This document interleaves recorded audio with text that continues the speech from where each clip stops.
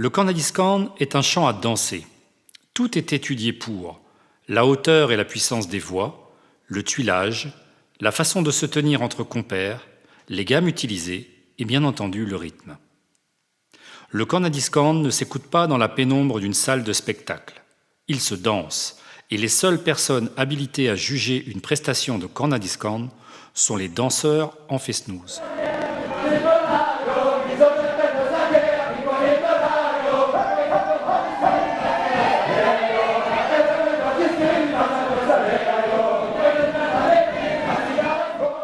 Quand on chante du Kanadiskand, on est confronté à une triple contrainte. Celle de la danse en premier, puisque l'objectif étant de faire danser, on doit communiquer l'énergie nécessaire aux danseurs pour qu'ils puissent réaliser le pas de la danse au bon tempo et avec les rythmes qui lui sont propres.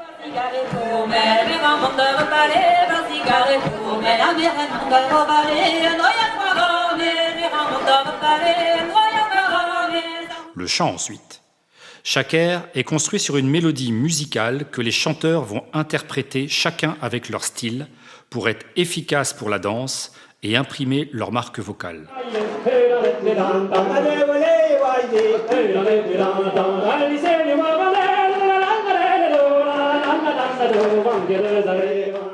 La langue enfin. Chaque texte doit être appréhendé en fonction du dialecte du terroir, des intonations qui lui sont propres, dans le respect de l'accent tonique de la langue.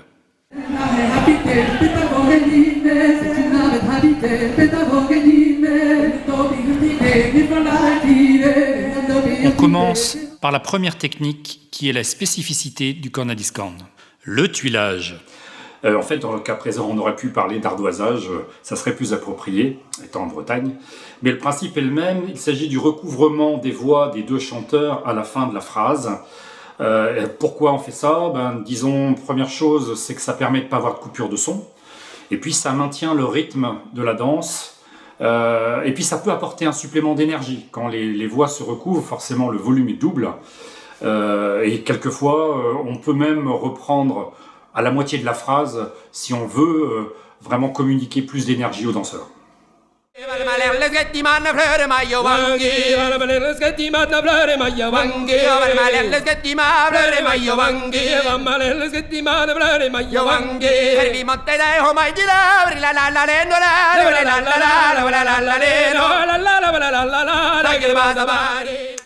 La voix, elle est forte et aiguë pour mieux exciter l'oreille des danseurs.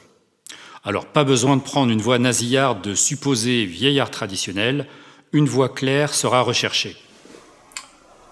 Le chant se pratique à l'unisson. Donc, dans le cas d'un couple mixte, comme l'homme et la femme ne chantent pas dans la même octave, ça peut poser des problèmes. Pas toujours facile de trouver des airs qui n'aient pas trop d'amplitude, de manière à ce que le chanteur ne chante pas trop aigu et que la chanteuse ne chante pas trop grave.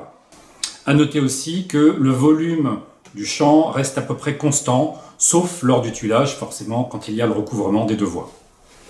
Les gammes, elles sont souvent non tempérées, ce qui veut simplement dire que le La n'est pas forcément à 440 Hz, comme il est réglé sur un piano à notre époque.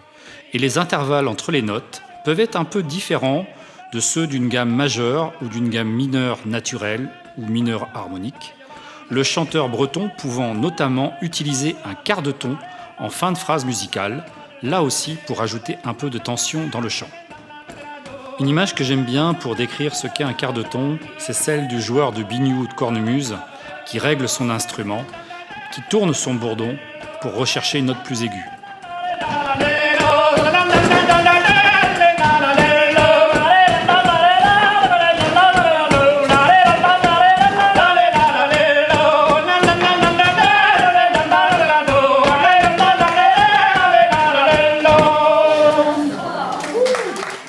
L'attitude. Le maintien régulier du tempo de la danse est clé. Souvent, les chanteurs ou chanteuses se tiennent par l'épaule ou le buste de façon à ne faire qu'un bloc rythmique. Ils ne restent jamais immobiles, en marquant au minimum le rythme avec le pied ou la jambe. Certains vont même jusqu'à esquisser le pas de la danse, et d'autres chantent carrément dans la ronde. Quant à la main sur l'oreille, elle permet au chanteur de mieux s'entendre pour mieux maîtriser la justesse de son chant. Enfin, si le visage des chanteurs est souvent fermé, c'est pour mieux se concentrer sur les paroles ou l'énergie qu'ils veulent communiquer. N'en doutez pas, ils prennent du plaisir à chanter.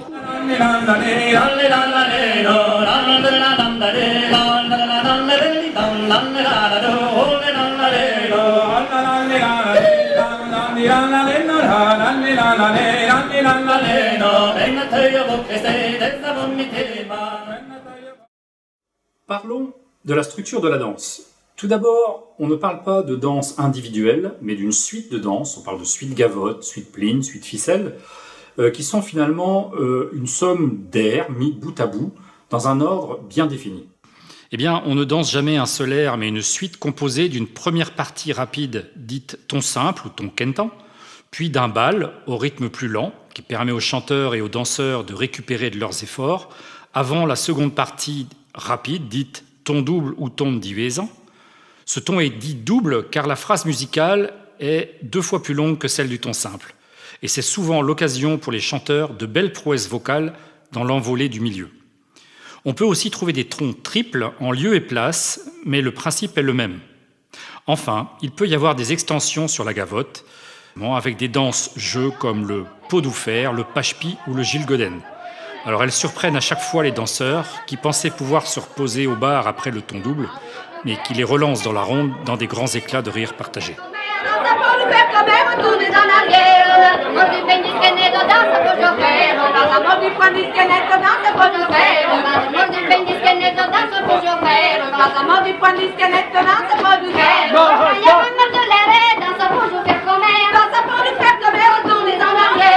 Association des airs et des textes.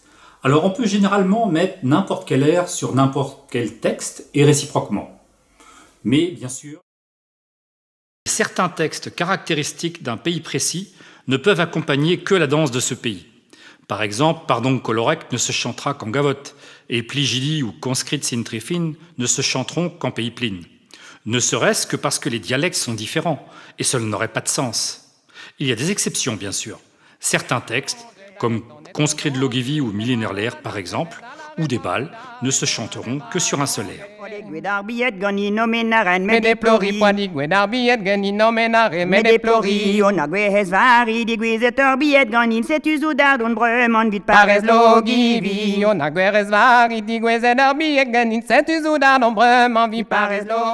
Alors, comment se déroule une danse ? Pour commencer un ton, les chanteurs le présentent, ce qui consiste à le chanter lentement sous la forme de tralalaleno, à voix déjà forte, sur un rythme souvent personnel à chacun, destiné à mettre en valeur l'air. Elle donne aussi le temps aux danseurs pour poser leur vers et former la chaîne de danse. Elle permet aussi aux chanteurs de trouver la bonne hauteur et de se chauffer la voix. L'air est répété jusqu'à ce que les danseurs soient prêts. Les chanteurs adoptent, brusquement ou progressivement selon les danses, le rythme de la danse jusqu'à son tempo nominal et commencent à introduire les paroles du texte. Les couplets sont enchaînés en nombre variable. Il est bon ton de ne pas faire trop court, jusqu'au retour des tralaleno, qui est le signal de fin adressé aux danseurs pour lâcher les chevaux et se retrouver tous ensemble au bar.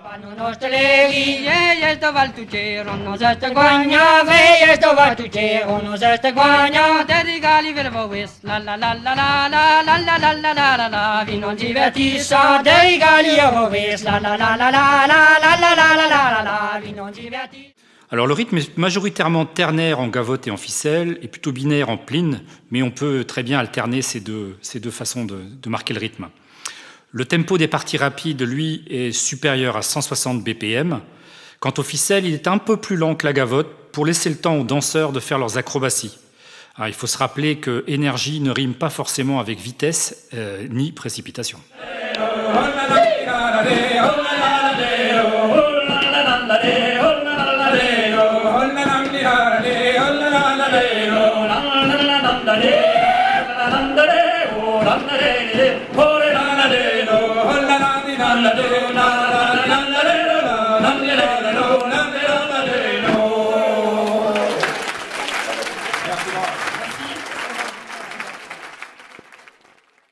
La structure de la phrase musicale, elle est généralement sous la forme AABB, c'est-à-dire que le discorner reprend exactement le même motif musical que le corner. Alors que l'air soit simple à 8 temps, voire 12 temps quand le corner répète la moitié de la phrase, ça peut arriver sur certains airs, c'est le cas notamment d'un Pline des Frères Morvan, ou voire sur un ton double aussi de 16 temps. Ça, c'est la formule la plus habituelle. Sinon, on a aussi la forme AABC, où le discorner finalement reprend un motif C qui est différent de celui du corner, qui lui entonne un motif B.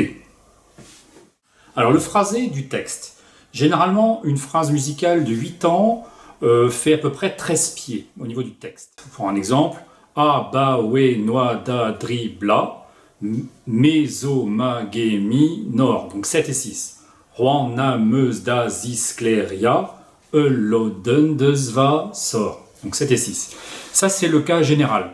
Mais on aura des phrases qui vont faire 14, voire 15 pieds, ce qui va obliger à faire soit une anacrouse, donc une note avant la première note, ou une note de liaison entre les deux mesures de 4 temps. C'est ce qui va permettre de faire des variations, et le principe absolu, c'est qu'il faut toujours respecter l'accent tonique de la langue et mettre l'accent, bien sûr, sur les pas importants de la danse. Pour conclure ce chapitre sur la technique de chant et la structure de la danse, quelques points saillants à relever. L'appel à la danse est progressif en gavotte, il est immédiat en pline. Le tuilage se fait généralement sur 2 syllabes ou sur la seconde moitié de la phrase. La première phrase est souvent doublée en gavotte, ce qui renforce le côté lancinant et retarde pour le plaisir l'arrivée de la seconde phrase. Le discorner peut proposer des variantes, une tierce par exemple, ou un changement de rythme, passer de binaire à ternaire ou inversement. Les quarts de ton ne sont possibles qu'en fin de phrase, pour autant que les deux compères en ont convenu au préalable, sinon il y a un gros risque de frottement. Enfin, un appel au bar et de bon ton pour terminer une suite exceptionnellement longue, les gosiers se desséchant d'autant.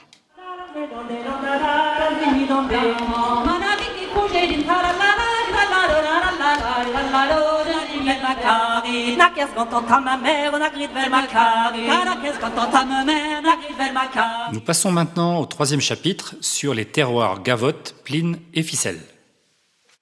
On commence par le pline.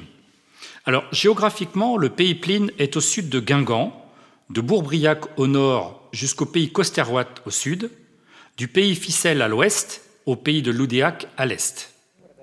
La structure de la suite, elle est composée d'un ton quentan, premier ton, d'un bal et d'un ton diuésan, ton final. La signature rythmique. La phrase comprend 8 temps qui sont regroupés en 2 mesures 4-4. Le pas de la danse Pline est très simple. Par phrase de 8 temps, ça fait gauche, gauche, droite, gauche, droite, gauche, gauche, droite, gauche, droite. C'est très propice à la transe. Le style de chant. On a un style naturellement très binaire, ce qui n'empêche pas le chanteur d'y introduire des motifs plus ternaires. Il suffit d'écouter Marie-Joseph Bertrand pour s'en convaincre. Sinon, le premier temps est le temps fort de la danse, où le chanteur donne l'impulsion pour le déplacement des danseurs vers la gauche. Le corner et le discorner essaieront de ne pas marquer de séparation entre les 2 mesures, entre les temps 4 et 5 donc, pour les lier, avec souvent une syllabe additionnelle, A, O, pour mieux faire rouler la danse.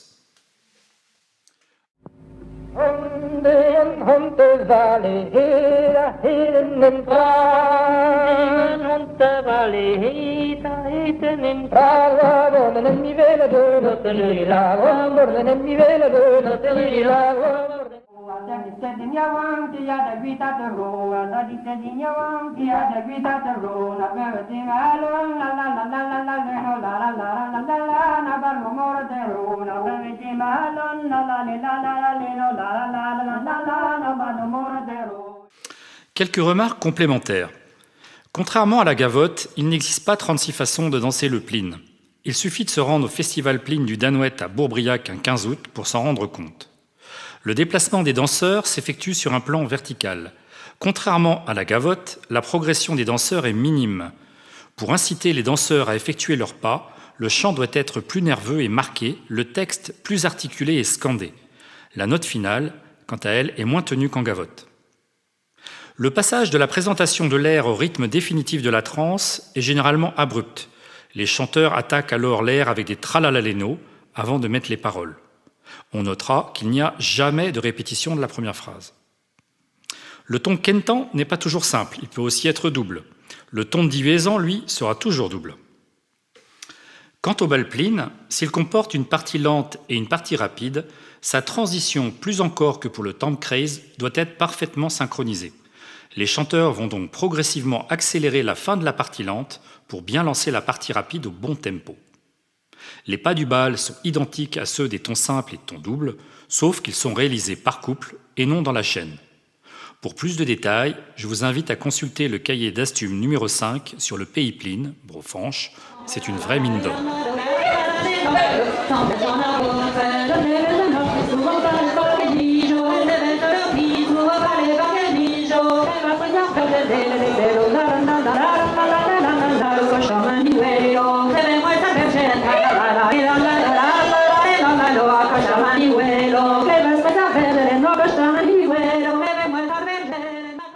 Les gavottes, aussi appelées danse-trot, qui signifie danse en rond.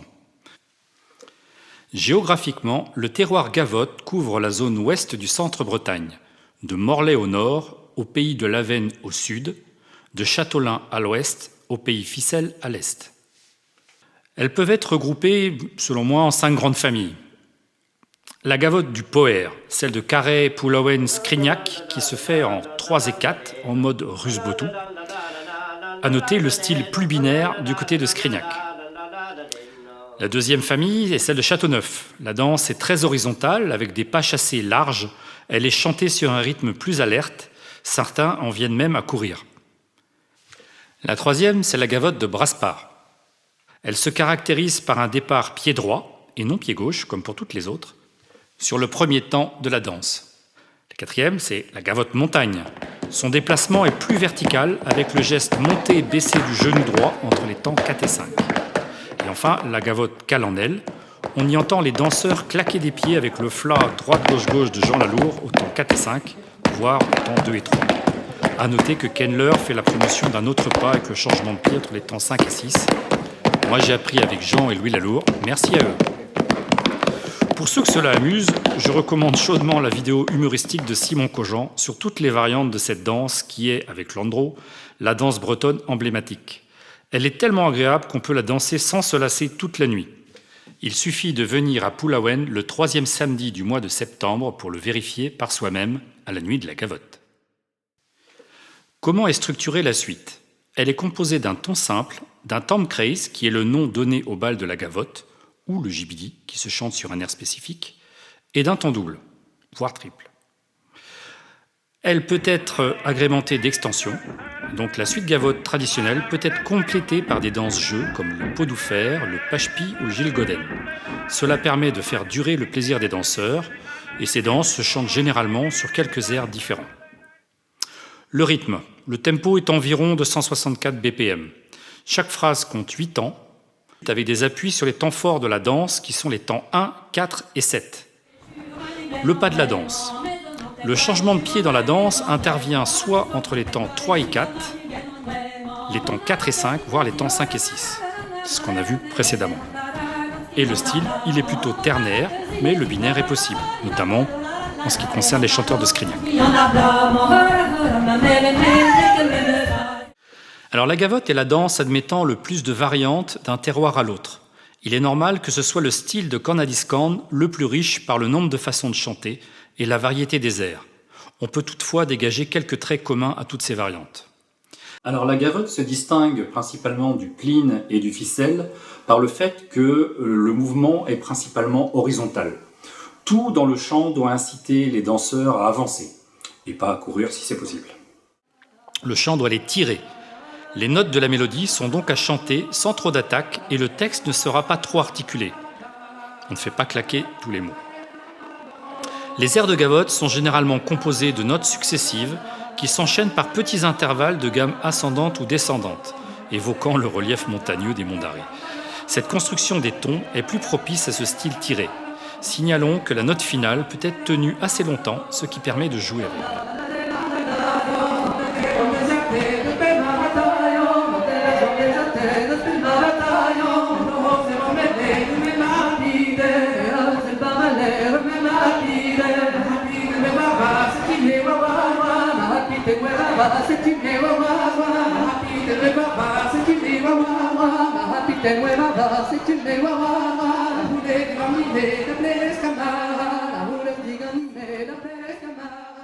Autre particularité de la gavotte, l'appel à la danse.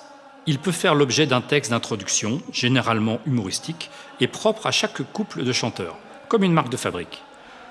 On en mentionnera des exemples un peu plus loin dans la présentation des textes. C'est aussi la seule danse pour laquelle la montée du tempo au rythme de la danse se fait progressivement, ce qui est rendu possible par le caractère horizontal de la danse comme une transition naturelle entre la marche et la danse. Il arrive également que le corner reprenne 2 fois la première phrase du ton. Certains le font même assez systématiquement, comme moi d'ailleurs par exemple, répété par le discorner. Elle sera donc chantée 4 fois. C'est une façon de relancer la danse et mettre en valeur le thème de la seconde phrase. On constate également que le changement de rôle entre le corner et le discorner peut intervenir, généralement quand le premier a un trou de mémoire et passe la main au discorner pour mener la danse. Dans tous les cas, ils n'interrompront jamais le rythme de la danse, enchaînant sur des tralalélénos sur un autre texte mais sans jamais s'arrêter.